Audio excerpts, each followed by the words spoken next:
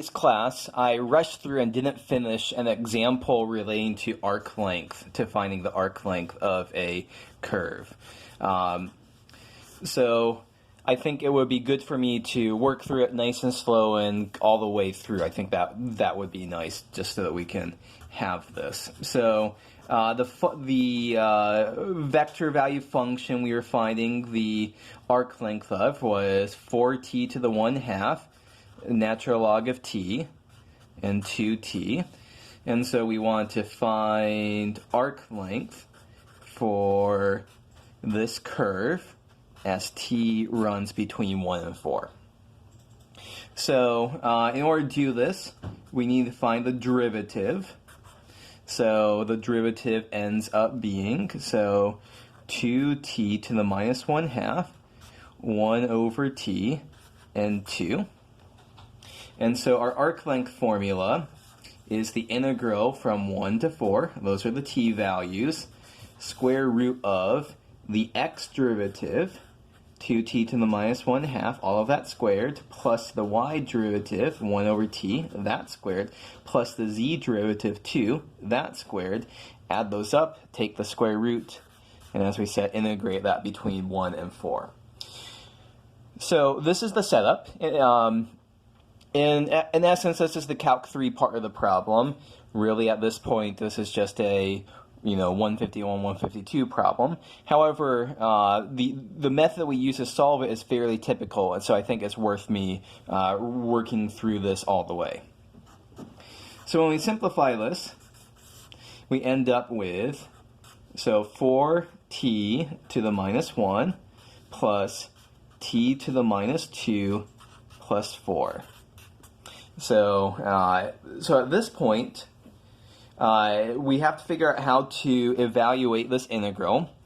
And in particular, this would be very difficult to do, except there's one thing that makes it nice, which is what's under the square root happens to be a perfect square. Let's see that.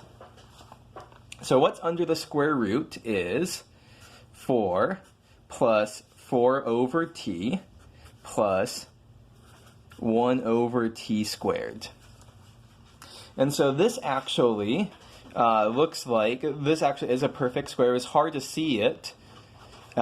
We could pull out a factor of 1 over t squared to get 4t squared plus 4t plus 1. Or 1 over t squared times, what is this right here? A little bit of thought should convince you it's 2t plus 1 quantity squared. So what's under the square root is a perfect square. It is 1 over t times 2t plus 1, all of that squared. And so now we can come back to substitute that into our integrand.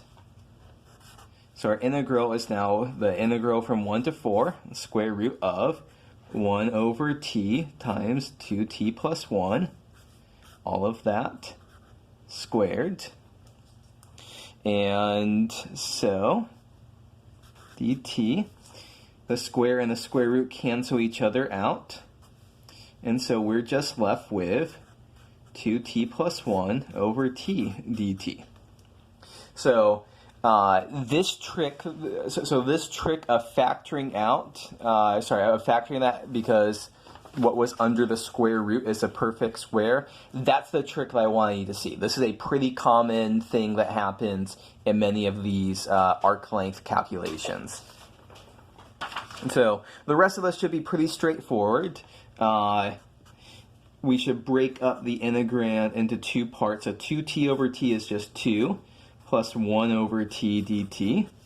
And so this integrates as 2t plus natural log of t.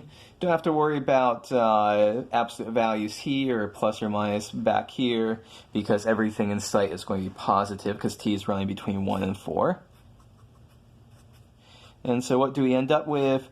2 times 4 plus natural log of 4 minus 2 times 1 minus natural log of 1. Of course, natural log of 1 is 0.